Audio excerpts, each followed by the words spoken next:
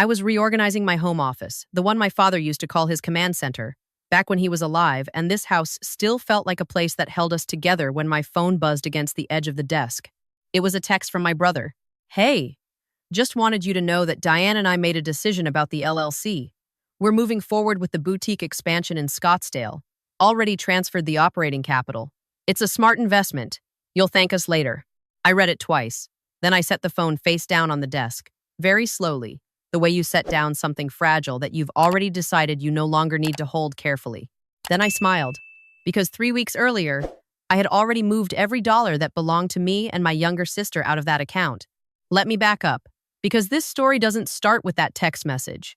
It starts about 2 years before that, in the parking lot of a Cracker Barrel in Columbus, Ohio, where my brother told me our father's estate was more complicated than expected and that I should just trust him to handle it. I remember nodding. I remember cutting my chicken fried steak into very precise squares and nodding and thinking, he's family. This is what family does. I was 28 years old, and I had just buried my father 6 weeks earlier, and I did not have the emotional bandwidth to question anything my brother said with that particular expression on his face, the one that looked like grief but functioned like authority. My father was not a wealthy man, but he was a careful one.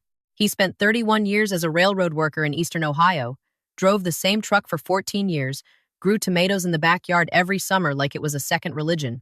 When he died, he left behind a paid-off house, a modest savings account, a small life insurance payout, and a family LLC he had set up with a local attorney about 2 years before his diagnosis. The LLC held the house and the savings. My father's instructions were clear. The house was to be rented until my younger sister finished college, at which point the three of us, my brother, my sister, and I would decide together what to do with it. My brother was named the managing member. My father trusted him because he was the oldest, because he'd stayed in Ohio while I moved to Charlotte for work, because he'd driven my father to chemo appointments on Tuesdays when I could only do it on weekends. I understood that. I never questioned it, not at first. The first thing I noticed was small. I work in financial compliance. I audit transaction records for a mid-sized investment firm, which means I spend 8 hours a day looking for patterns that don't belong. It is, genuinely, the most useful skill I have ever developed for navigating family dynamics. My brother sent the LLC's annual summary in January of the year after my father died, and one line item stopped me cold. Consulting services property management, $4,200. I called the property manager we'd hired for the rental, nice woman named Barbara, who charged us a flat $150 a month and had been doing so without variation for 11 months. She had never billed us for consulting services. She didn't know what that meant either. When I asked my brother about it, he said it was for an advisory conversation he'd had with a real estate contact about potentially selling the house. He said he'd forgotten to mention it. He said I was being overly analytical about something that was grief adjacent, which was his way of making me feel like the problem was my emotional processing and not his bookkeeping. I let it go, but I started paying closer attention. Over the next 14 months, I cataloged everything. It was not dramatic. It did not feel satisfying in real time. It felt like sitting at my kitchen table at 11 o'clock at night with a yellow legal pad and a highlighter, cross-referencing bank statements against receipts my brother sent sporadically and always slightly late. There were meals that appeared as client entertainment. There was a charge from a home improvement store in the month before Thanksgiving that corresponded, when I checked the LLC records against my brother's personal social media, with the new deck he had built at his house in Westerville. There was a car payment, one car payment, just one, just enough to make you feel crazy for noticing it, that came out of the LLC's operating account on the 14th of March. My younger sister, who was finishing her last year of a teaching degree in Cincinnati, did not know any of this. I made a deliberate choice not to tell her until I was certain. She had enough on her plate. She had loved our father in a way that was still raw and present, the way the youngest sometimes do, and I did not want to hand her this ugliness before I understood its full shape. I contacted an attorney in February. Her name was Patricia. She was referred to me by a colleague at work, and she had the kind of office that made you feel like the adults were in charge a lot, of clean wood surfaces, and no inspirational quotes on the walls. I brought her my legal pad and my highlighted bank statements, and she looked at everything with an expression I recognized from my own job, the expression of someone mentally building a timeline. She told me my documentation was thorough. She told me that the LLC operating agreement gave my brother significant discretion as managing member, which was both the reason he'd been able to do what he was doing and the reason I needed to be strategic about how I responded.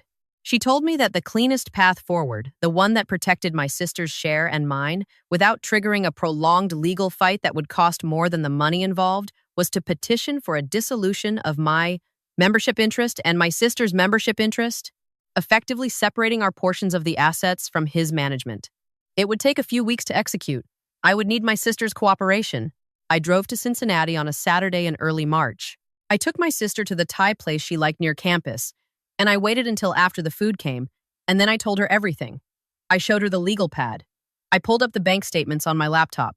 I watched her face go through about 6 different expressions in the span of 45 seconds. Confusion, disbelief, a flash of hoping I was wrong, and then something that settled into a quiet, adult fury that I had never seen on her before, and that made me deeply proud of her. She said, very calmly, "What do we need to do?" We signed the paperwork the following week. Patricia filed it. The process of separating our membership interests and transferring our portions of the assets into a new account, one my brother had no access to, took approximately 17 business days.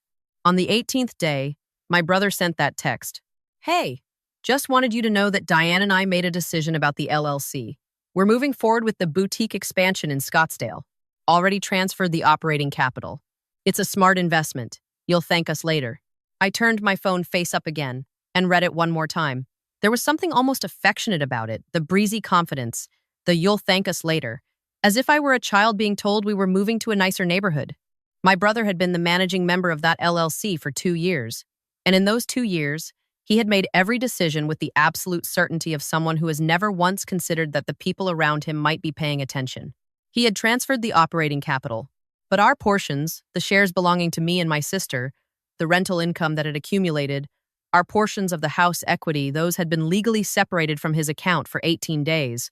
What he had transferred was his own third. I texted back, "Thanks for the heads up. Hope it goes well for you guys." He replied with a thumbs up emoji. I went back to reorganizing my office. Now, here is the part that I think about sometimes when I can't sleep, not with satisfaction exactly, but with something more complicated than that. My brother and his wife Diane had been talking about this boutique for 2 years. Diane had a genuine eye for home decor. I'll say that honestly. She'd always had it.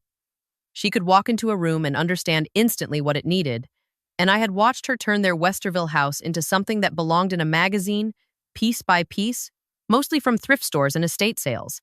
The boutique idea was real. It wasn't a scheme. It was a dream that my brother had decided to fund, at least in part, with money that was not entirely his to use. They found a space in Scottsdale because Diane's college roommate lived there and had been saying for years that the neighborhood needed exactly this kind of store. They signed a lease. They hired a contractor for the build-out. They ordered inventory. They registered a business name, something with desert in it, I found out later. Something warm and southwestern and full of promise.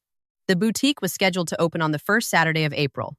On the Thursday before opening, the contractor called my brother to discuss the final payment on the build-out. My brother attempted a wire transfer from the LLC account. The transfer was flagged because Patricia's filing had triggered a freeze on the account pending the completion of our membership separation, a standard procedural hold that I had been informed about and that my brother, who had never read the operating agreement with the same attention he expected others to pay to his decisions, had not anticipated. The wire did not go through. I know this because my brother called me at 7:43 inches the evening, and I know the exact time because I had just poured a glass of wine and was sitting on my back porch watching the neighbor's dog investigate a corner of the fence, and I looked at my phone before I answered and thought, here we go. His voice had that particular quality it gets when he is frightened and performing anger to cover it.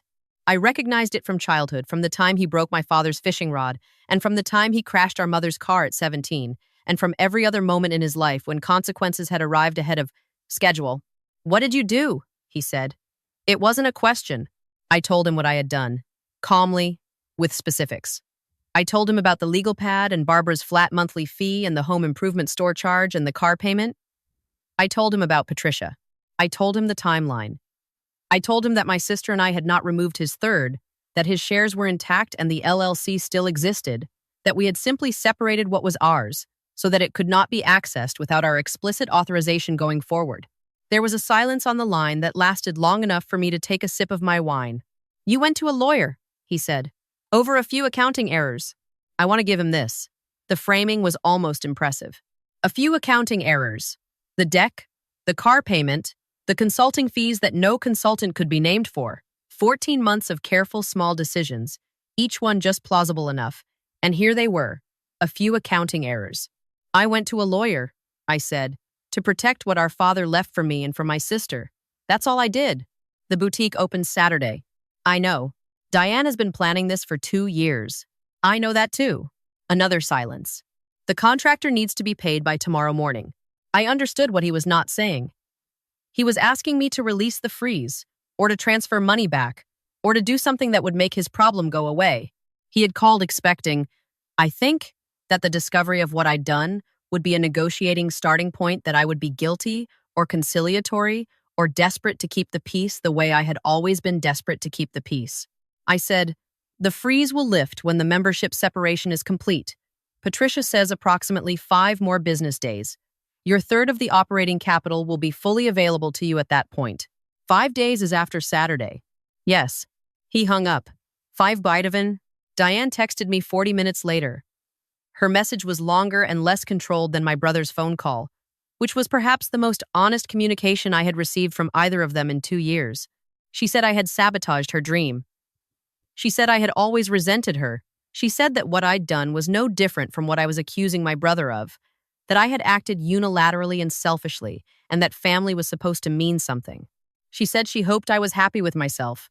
I read the message twice. Then I set my phone down and looked at the neighbor's dog, who had successfully identified whatever it was in the corner and was now trotting back toward the house with the easy satisfaction of something resolved. I thought about my father. I thought about the way he used to sit at the kitchen table on Sunday mornings with the newspaper and a cup of coffee, going through the week's receipts, methodical and unhurried. He was not a complicated man, but he was an honest one, and he had believed, really believed, not as a platitude, but as something he'd built his whole life around, that you do not take what isn't yours, not from strangers, not from your employer, not from your children. I thought about what he would say if he could see his operating account being used to build a deck in Westerville. I thought about what it had cost him to put those savings together, what Tuesday afternoons in a chemo chair had cost him, what 31 years of railroad work had cost him. I didn't text Diane back that night. The boutique did not open on the first Saturday of April. It opened 3 weeks later, funded entirely by my brother's own savings and a small business loan he took out through his bank. I know this because my sister drove through Scottsdale on a road trip with her boyfriend in June and sent me a photo of the storefront warm lighting, beautiful window display, everything Diane had envisioned. I stared at the photo for a long time. Here's the thing I could not let myself ignore. The store was genuinely lovely. Diane had real talent. The delay had not destroyed it. They had figured it out. The dream had survived. I felt, looking at that photo, something I hadn't expected, not vindication, not smugness, but something closer to grief. Not for the situation, not for myself, but for the version of this that could have existed if my brother had just been who I needed him to be. If he had managed that LLC the way my father had managed every Sunday morning of his life. If he had understood that the money was not his to take quietly, one plausible line item at a time, we could have been there for that opening. My sister and I could have driven to Scottsdale and stood in that beautiful store and been genuinely happy for them. Instead, I was sitting on my back porch looking at a photograph on my phone, and the gap between what was and what could have been felt, just for a moment, unbridgeable. I put the phone down and let myself feel that for exactly as long as it needed to last. Then I picked it back up and called my sister. She answered on the second ring. She was in her first year of teaching 4th grade in a suburb outside Cincinnati, and she was exhausted in the specific, purposeful way of someone doing work they believe in. She asked me if I'd seen the photo. I said yes. She was quiet for a moment. Do you think we should reach out? She asked. I had been thinking about this for weeks. Not about whether to reach out. I had known from the beginning that I would not simply close the door and walk away, because that is not who I am, and it was not who my father raised me to be, but about what reaching out could honestly look like. What I was willing to offer and what I was not. I had come to understand something about my brother in the 14 months I'd spent with that yellow legal pad. He was not malicious. That sounds like a defense of him, but it isn't. It is, if anything, harder to navigate than malice would have been. Malice has a clear shape, you can point to it. What my brother had was something more diffuse, a deep, unexamined conviction that his judgment was good enough to excuse his methods. That if the outcome was reasonable, the means could be adjusted retroactively. That managing member meant something closer to owner than to steward. He had carried this belief so quietly and for so long that I don't think he had ever once looked directly at it. Confronting someone about a belief they've never consciously held is different from confronting them about a choice they made deliberately. It is slower. It requires them to do a kind of internal work that cannot be rushed and cannot be done for them. I told my sister, I think we should, but I think we have to be honest about what we need from him before we do. We talked for an hour. We talked about our father and about what he had built and what he had intended it to mean. We talked about what we were willing to forgive and what forgiveness actually required, not just the absence of conflict, but something real. Some acknowledgement from my brother that he understood what had happened and why it was wrong. We talked about the fact that we could not want reconciliation more than he wanted accountability, because that math never balances, and you end up losing twice. My sister said, Dad would want us to try. I said, I know. I also think Dad would want us to require honesty. She agreed. I emailed my brother 2 days later. Not a long email. Long emails invite people to argue with individual sentences rather than reckon with the whole. I told him I loved him. I told him specifically what I had found in the records and what it had meant to me and what I believed it would have meant to our father. I told him I was not interested in legal action and that I had no desire to take anything from him or from Diane. I told him that what I needed, before we could be in any kind of meaningful contact again, was for him to tell me that he understood why what he had done was a betrayal, not an error, not a miscommunication, not a series of questionable judgment calls, but a betrayal of something our father had trusted him with. I told him the door was open. I told him I would wait. He did not respond for 11 days. On the 12th day, he called. He called at 9 in the morning on a Tuesday, which felt intentional, not evening emotional, but morning deliberate, like he had prepared. His voice was different, quieter. The performed anger was gone, and what was underneath it was something I had not heard from him in a very long time. The sound of someone who has been sitting with something uncomfortable and has decided to stop running from it. He did not apologize perfectly. I want to be honest about that. He said, I didn't think of it as taking, and I told myself it was temporary, and I know that's not good enough in the same breath, which is the way people apologize when they're doing it for the first time about something this significant, imperfectly, recursively, with the justification still visible even as they try to set them down. But he said, I knew Dad trusted me with that, and I used that trust for myself. That was wrong. He said it clearly. He did not immediately follow it with a but. I sat with that for a moment. I thought about my father's Sunday mornings. I thought about 31 years of railroad work and a paid-off house and tomatoes in the backyard, and what it means to build something slowly and protect it faithfully and hand it forward with the belief that it will be held, with the same care you gave it. Thank you, I said. That's what I needed to hear. We talked for 40 minutes. It was not easy, and it was not the end of something. It was, I think, the beginning of a longer, harder process that neither of us could shortcut. But it was real. It was the first real conversation we had had since that parking lot in Columbus. Maybe longer. He asked about my sister. I told him she was good. He asked if she would be willing to talk to him. I said that was her decision and that I would let her know he'd asked. Before he hung up, he said, I'm sorry I made you spend 14 months on a legal pad. And I laughed. I actually laughed, which surprised me, and I heard him exhale on the other end. Not relief exactly, but something in that neighborhood, something that felt like the specific release of a tension that had been held in a body for too long. I'm sorry too, I said. I wish it hadn't gotten to that point. I meant it. My sister called him the following Saturday. She told me afterward that it was hard and honest and that she had cried a little and that he had sounded genuinely ashamed, not performed ashamed, but real ashamed, the way people sound when they've stopped telling themselves the easier story. She said she felt better for having done it. She said she didn't know yet what the relationship would look like going forward, but that she was glad the door was open. I felt that too. Here is what I know now that I did not know when I sat down at my kitchen table with that yellow legal pad for the first time. Protecting yourself from someone you love does not have to mean abandoning them. It does not have to be a declaration of war or a permanent severance. Sometimes it is just the most honest thing you can do for yourself, for the relationship, for whatever is still worth saving underneath the damage. My father built that LLC because he wanted us to have something after he was gone, something stable, something that would hold. I do not think he imagined it would become the thing that broke us open, and I do not think he imagined it would become the thing that, eventually and imperfectly, let us start putting ourselves back together with more honesty than we'd managed while he was alive. The house is still rented. Barbara still charges $150 a month, flat. No consulting fees. My sister graduates from her first full year of teaching in June, and we have talked about what we want to do with our portions of the equity. Maybe keep it, maybe sell, maybe something else entirely. We will decide together. We will read everything carefully.